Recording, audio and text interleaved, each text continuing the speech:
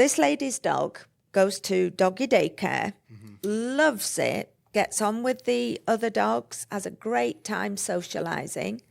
However, whenever they go out for walks, it loses its mind when he sees another dog barking, growly, snarly.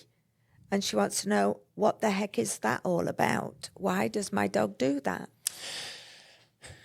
Yeah, I would say this is a pretty common thing for dogs that are reactive to like other dogs and stuff like that. Like dogs that are reactive to like dogs or people, like, you know, they could be fine with like, you know, dogs at the daycare, but then they bark at dogs on a leash or whatnot, or reactive to dogs on a leash or behind a barrier, like a window, fence, things like that. But if you take them to daycare and they play with dogs just fine or whatnot. As to why, I think that barriers really just build tension. Leashes, windows, doors, fences, things like that. I think that builds tension up or whatnot. And as soon as the dogs like are released from that tension or whatnot, normally, you know, they get along fine for the most part, unless the dog's like actually aggressive, you know, and attacks dogs and stuff like that. But I'd say this is pretty like textbook reactivity. You know, the dog looks aggressive or acts aggressive on a leash or behind a barrier, but then when the barrier or the leash is removed, the dog is actually friendly, you know? I think I remember as well when you came out to train me and Lenny, you actually pointed out that I triggered some of his reaction because of the tension that I was putting on the leash without even realizing that that's what I was doing. Yeah, for sure. You know, well, I've met with a couple families with reactive and like nervous dogs this week or whatnot. And like one thing I'm always like reminded of is that like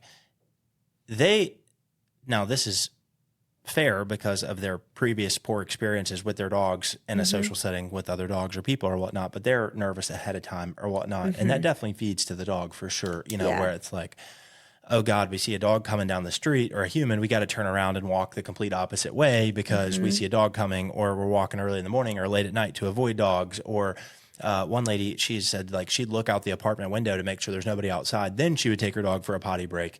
And so a lot of these people have had previously poor experiences because of their dog.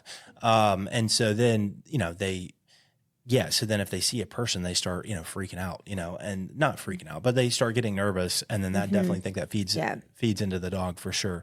So anyways, all that being said, as to like why, I don't know, I guess I couldn't really tell you exactly why. I think overall just like leashes and barriers build tension and stuff like that. Now we do need to train the dog to not do that stuff. And that's where training could be helpful.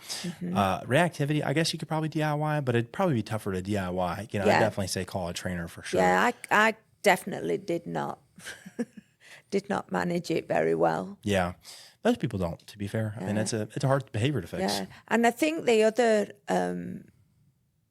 I did do lots of avoidance and go back home and all the rest of it. You'd also walk really early in the morning before people would get up. When people weren't there. But also people, I've heard in the past, try to get their dog to sit while the other dog or the person goes past, which also I find out that's not the best way to handle it either, is it? Yeah, not really, not normally. Because they just keep building up that tension, don't they? So when the dog gets nearer, that's when they're more likely to lunge and things. So yeah, definitely can make things worse for sure. So get some training. Yeah, for sure. One thing I was going to say that I really like about our training program, particularly our day train program and stuff, is what I call like passive training, which is really just teaching the dog to be calm around other dogs and people and distractions.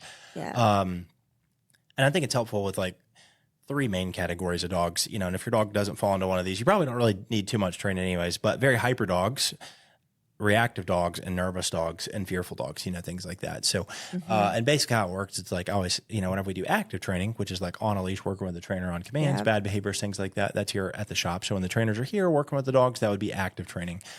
Passive training is where they're tethered at one of the stations around the room, and they're basically watching the other dogs do training, or dogs going in and out for training, or people walk by our shop, employees going in and out, clients going in and out, stuff like that.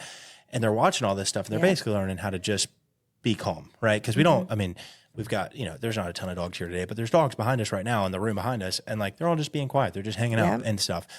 And they're learning how to take in all that information and realize I don't have to bark or react to everything I see. I don't have to act hyper every time I see a person. I don't have to bark every time I see a dog walk by, things like that. Yeah. Because we also, don't let them bark all day too. And so anyways, it's very helpful. It's very helpful. I think that passive training is really helpful for reactive dogs, fearful dogs, and overly hyper dogs, because it really just teaches them how to just settle down, like I don't have to react to everything, So that's one thing I really like about our training program that we do now. Yeah, absolutely. Perfect.